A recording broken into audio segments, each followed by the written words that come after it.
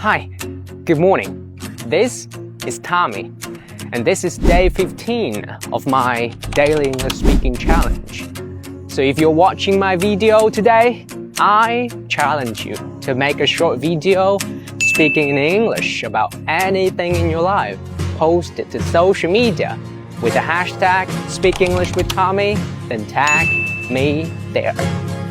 So today, I will share with you 7 lessons I learned from nature. Let the sun teach you that no matter how long you've been heated, you will always rise again.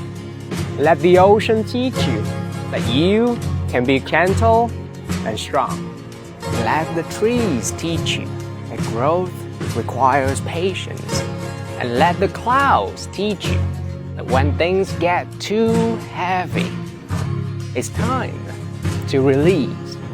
And let the flowers teach you that beautiful things do not bloom all year long. And let the stars teach you that darkness is needed to see the light. Let the wind teach you that you can change direction and speed whenever you want. So that's it for today's video, and I can't wait to see your video challenge. I'll see you tomorrow.